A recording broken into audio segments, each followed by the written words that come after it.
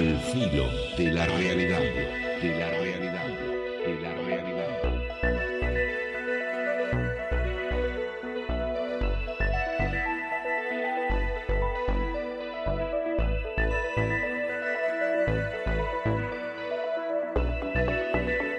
Me llamo Marcela, me pregunta, bueno, es un tema que ya traté, ¿no? Pero bueno, quizás Marcela no haya conocido mi opinión anterior. Me pregunta, ¿qué opinas de los hermanos Rosmir? Estos son unos mentalistas.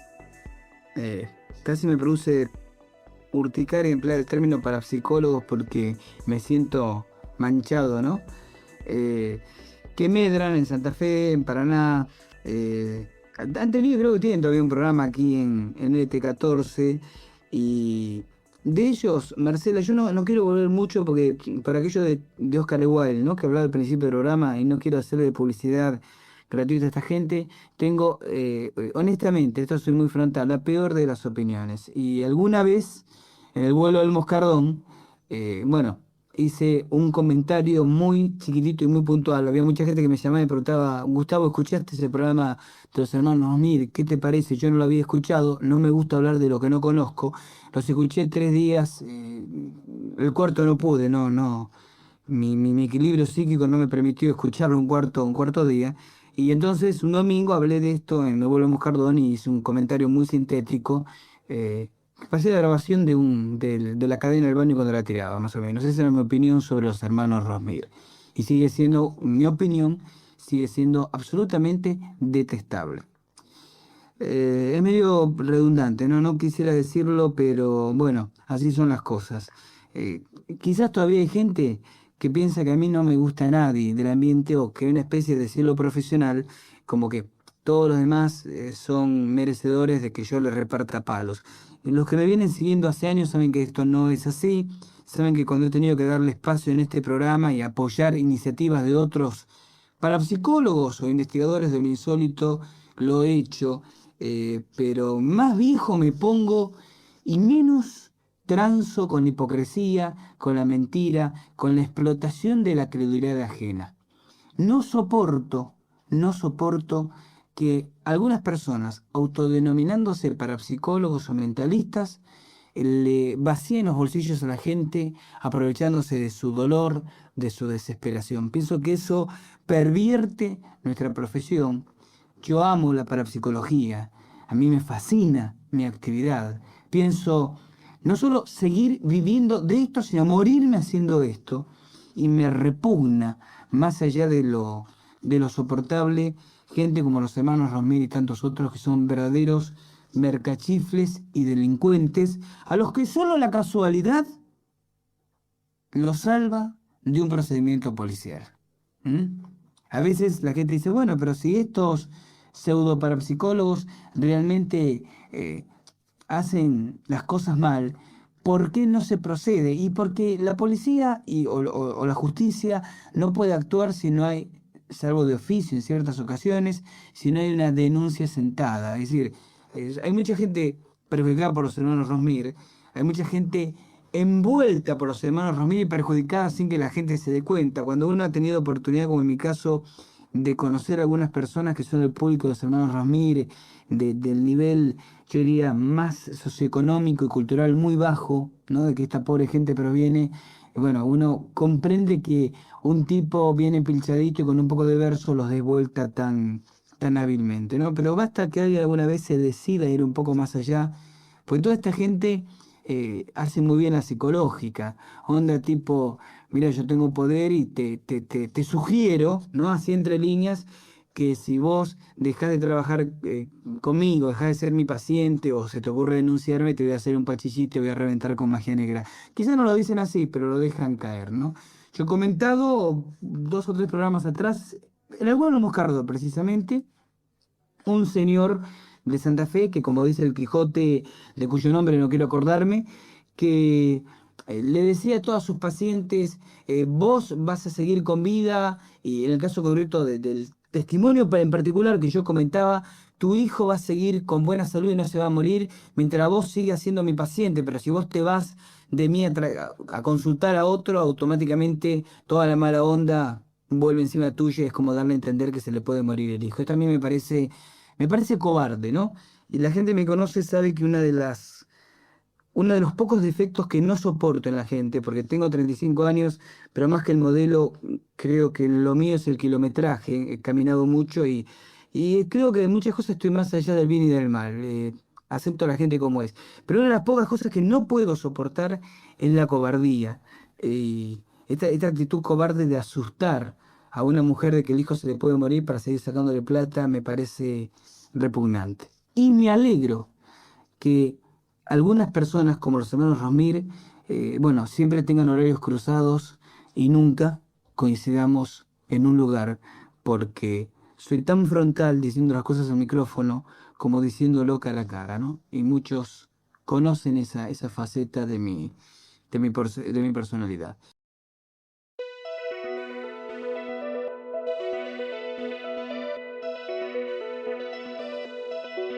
Al filo de la realidad, de la realidad, de la realidad.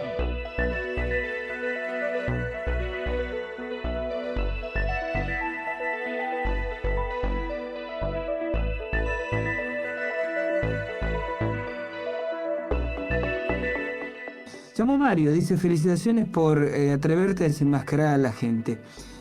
Gracias Mario por las felicitaciones, pero yo no sé si... Es como cuando... yo no creo que merezca felicitaciones por lo que estoy diciendo. En todo caso estoy haciendo apenas lo que se debe hacer cuando una persona tiene un micrófono delante y la idea clara de las centenares o miles de personas que lo están escuchando. Es que alguien me felicite, insisto Mario, te agradezco, ¿no? Tú que te detengas a escucharme y a llamarme para felicitarme, pero que yo sea felicitado por desenmascarar a los chantas, presupone que hay un montón de gente que debería desenmascarar y no desenmascara. Presupone que hay una gran corruptela imperante, y todos lo sabemos, existe esta corruptela, pero me sigue pudriendo la cabeza que no se desenmascare, que haya gente que tenga miedo de denunciar, que haya gente que tenga miedo de hablar. Una periodista italiana que visitó Argentina hace varios años, Falacci de apellido, dijo algo en un momento que a todos los argentinos nos dolió. Dijo, todos los argentinos tienen un enano fascista metido adentro. Y pucha, es cierto. Es cierto, no sé si todos, pero la gran mayoría, ¿no? Porque esas actitudes de no te metas, no digas, no, guarda a ver si tenés problemas, bueno, déjalo pasar, ya perdiste la plata, ahora fíjate si... Esa actitud de miedo alimenta yo estaría tentado a decir, el monopolio que esta clase de gente impone en el tema. Alimenta esta soberbia con que algunos parapsicólogos creen que deciden el destino ajeno. Alimenta un verdadero fascismo espiritual. Yo creo que desenmascarar a la gente es como cuando, te lo digo a vos Mario, que de pronto me hiciste la llamada y te comento, ¿no? Es como cuando de pronto alguien hace algo bien, una tarea, vos le encomendás a alguien una tarea y la hace bien, y el otro que te dice, che, lo hice y me salió bien, se siente a esperar que lo felicites. Y no, viejo, hiciste bien lo que tenías que hacer. Es lo que corresponde. Y no hay ningún mérito, no te sientas Gardel por hacer las cosas bien. Entonces, yo no me puedo sentir, aunque te agradezco tus felicitaciones, Mario, de corazón te lo digo, no creo que haya un mérito especial en lo que hago. Hago simplemente lo que alguien o algunos en algún momento, en algún lugar, me encomendaron hacer.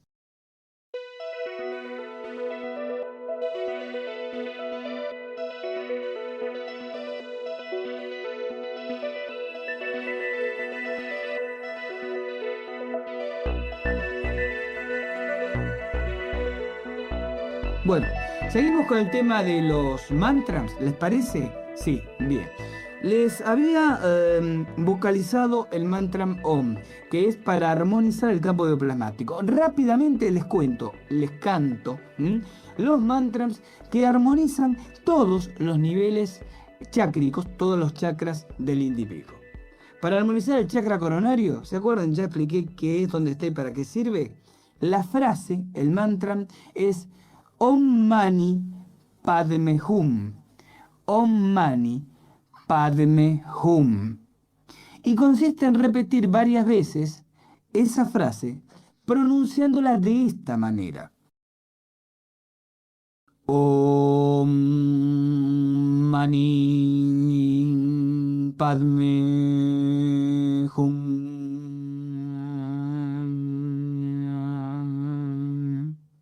Se repite varias veces. Y siempre que trabajen con mantras, tienen que cuidar que el espacio que media entre sonido y sonido sea el tiempo de una inspiración. O sea, ustedes ejecutan el mantra, toman aire y ya están ejecutando el siguiente. Esto conviene hacerlo varias veces todos los días hasta que las funciones mentales, afectivas u orgánicas que dependen de ese centro energético vuelvan al equilibrio deseado. Om Mani Padme Hum para el chakra coronario. Para el chakra del entrecejo, el mantra es Om Ashko Gyahum. Om Ashko Gyahum. Y la pronunciación es Om Ashko Gyahum.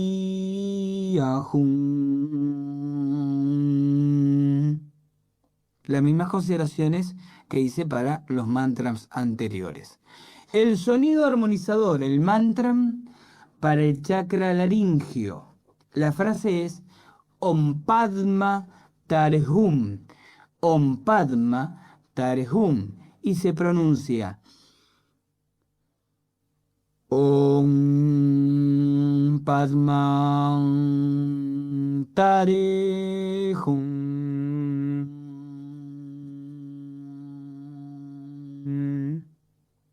Para el chakra cardíaco o plexo solar, es una palabra, solo una. Akasha Vairat Sava. Akasha Vairat Sava. Y se pronuncia Akasha Vairat Sava, interrumpiendo violentamente el sonido para que no se produzca la caída de tono final. Para el chakra esplénico, la frase es Varakarakakia. Varakarakakia. Y se pronuncia de esta manera. Varakarakakia, ascendiendo 3 veces. Y descendiendo para el umbilical. Varakarakakia. Y finalmente, la palabra Namaste para el chakra sacrococcigio. El chakra que regula la sexualidad. El caso típico, cuando una persona, un varón por ejemplo, necesita revitalizar sus funciones sexuales, aumentar la capacidad de cópula, por ejemplo, buscando la fertilización de su mujer, la pronunciación del chakra, del mantra, Namaste, varias veces para activar el chakra sacrococcigio. Namaste, que se pronuncia Namaste 7 veces. Y recuerden, aunque canten aullando en la ducha y espantando a los gatos, como les decía antes, el efecto vibratorio del sonido es exactamente el mismo.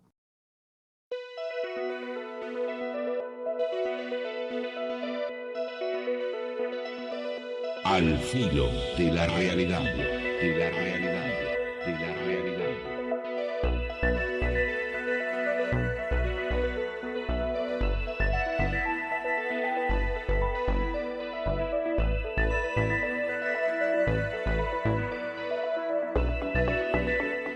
Continuamos en Al filo de la realidad. El tema que había quedado pendiente redondear de nuestra emisión anterior, abducciones. El concepto, recuerden ustedes, era rever esos casos donde testigos humanos, inclusive no siempre de una manera individual, a veces en grupo, manifiestan haber sido literalmente secuestrados por entidades presuntamente extraterrestres. Yo remarcaba mucho una semana atrás el concepto de presuntamente extraterrestre, dado fundamentalmente por el hecho de que la idea del origen extraterrestre, esto de pronto le puede producir urticaria más de un fanático de los ovnis, ¿no? Del tema de los platos voladores, pero pienso que hay muchas evidencias que demuestran que esto es así.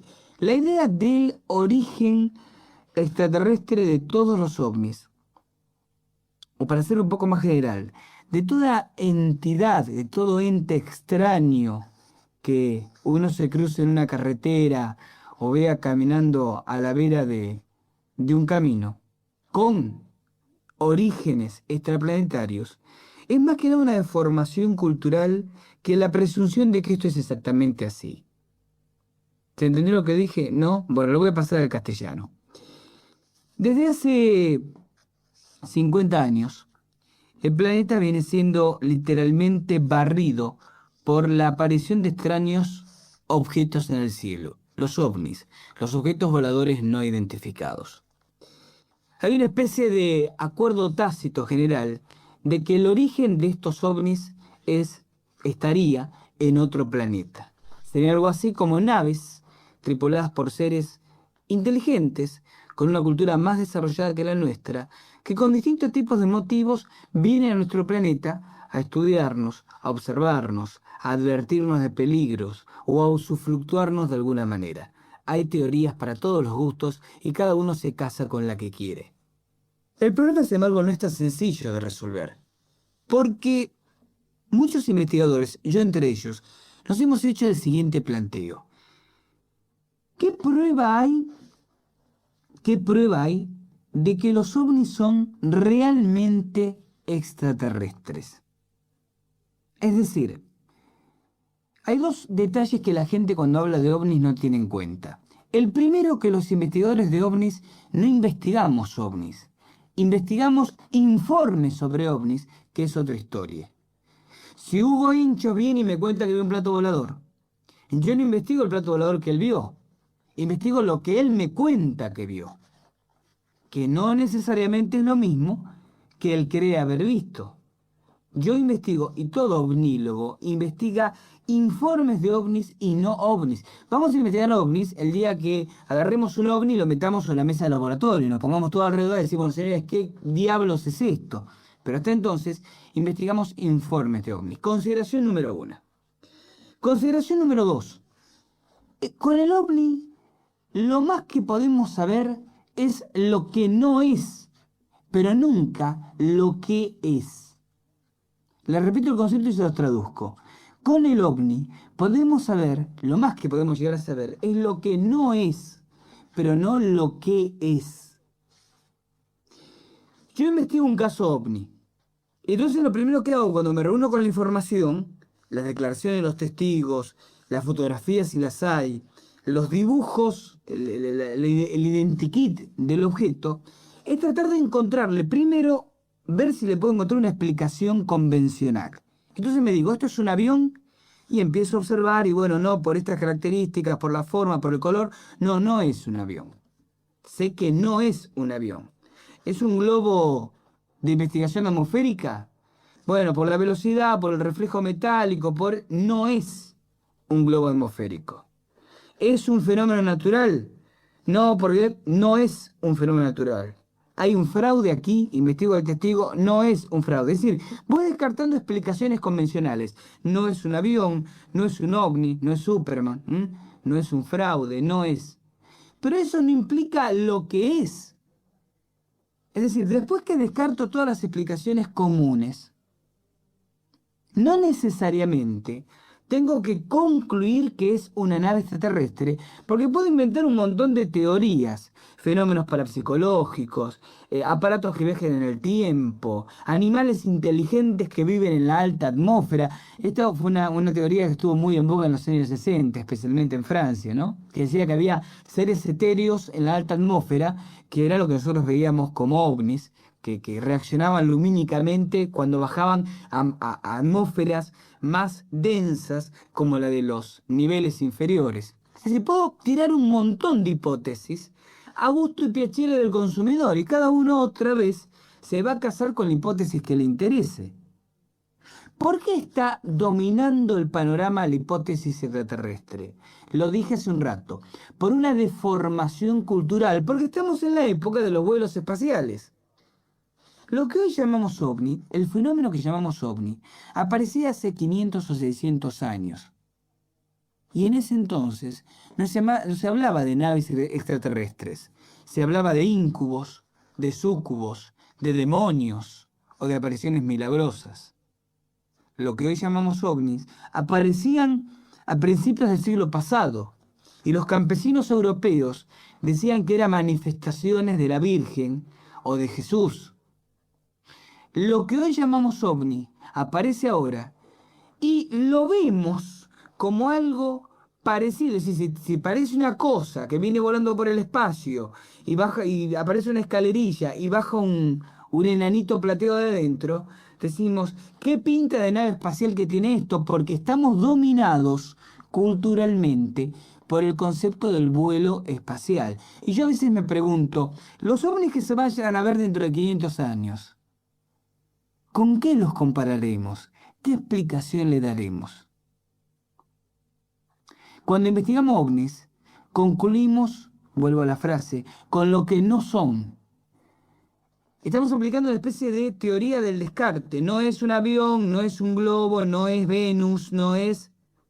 Pero apenas después de decir lo que no es, lo único que seguimos sabiendo es que es un ovni.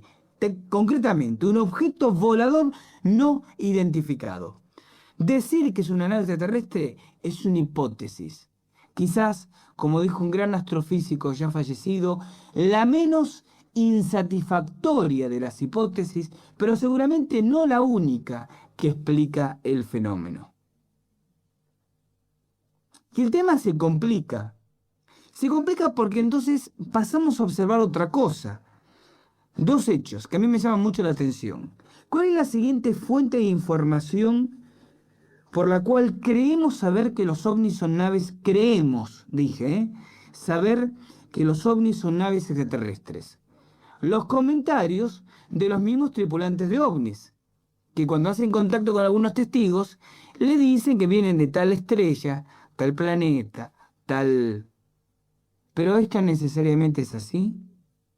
Me pregunto, ¿no puede, con algún motivo, con alguna razón, mentir a sabiendas el tripulante del ovni?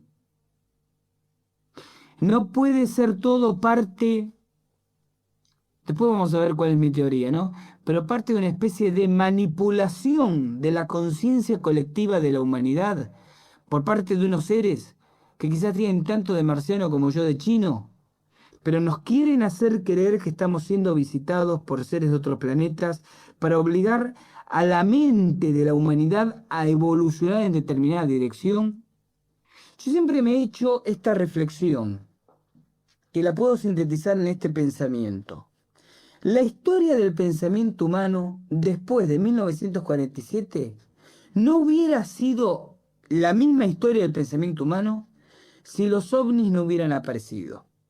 Pero no porque los ovnis nos hayan traído la luz, la sabiduría, las buenas ondas, sino porque la gente empezó a incorporar como hecho cotidiano una posibilidad que antes era cosa de unos pocos delirantes, que había vida en otros planetas, que podíamos contactar con seres de otras estrellas, que podíamos viajar al espacio, que quizás la historia, la religión, la filosofía no era únicamente como nos habían enseñado.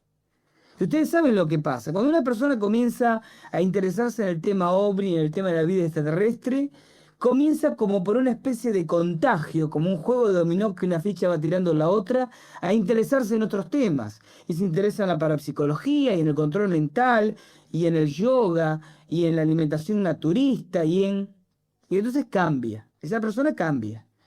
Y tanto hemos hablado de ovnis, y tanto hemos escrito de ovnis, y tanto hemos tomado el tema ovni en consideración pública a través de la prensa, sin ir más lejos, en los últimos 50 años, que una enorme masa de la humanidad ha pensado en el ovni, ha pensado, y ahí viene el efecto dominó, ha pensado en otras propuestas religiosas, ha pensado en otra manera de ver la vida.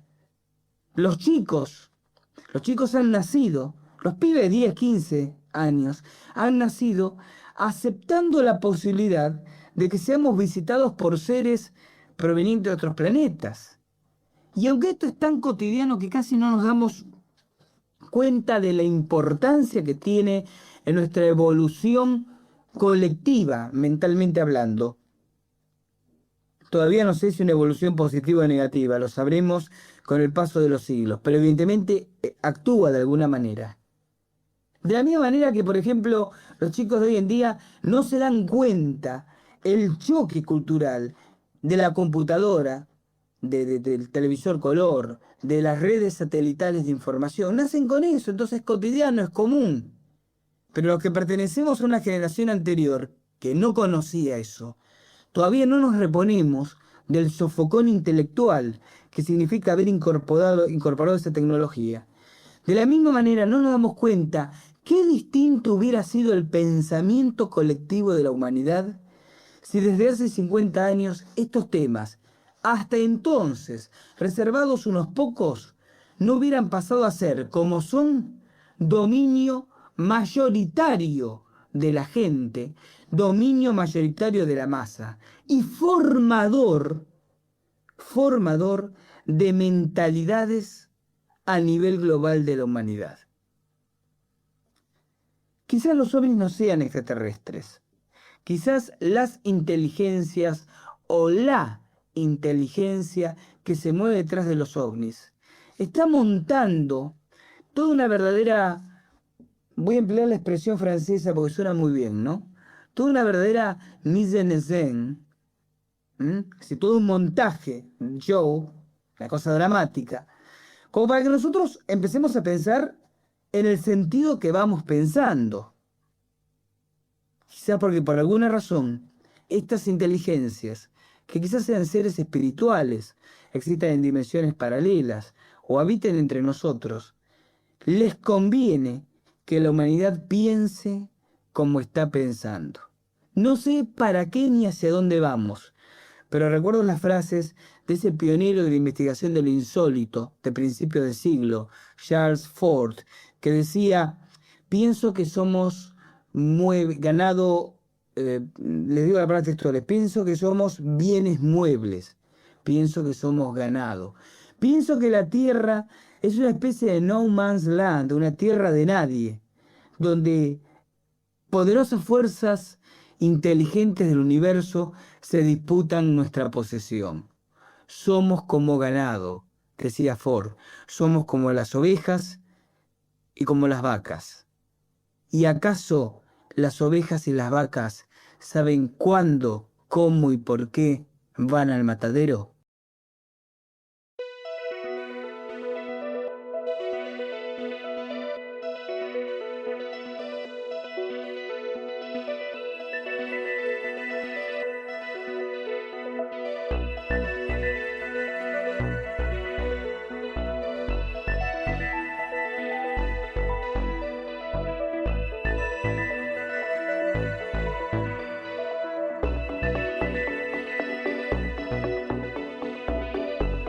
Al filo de la realidad.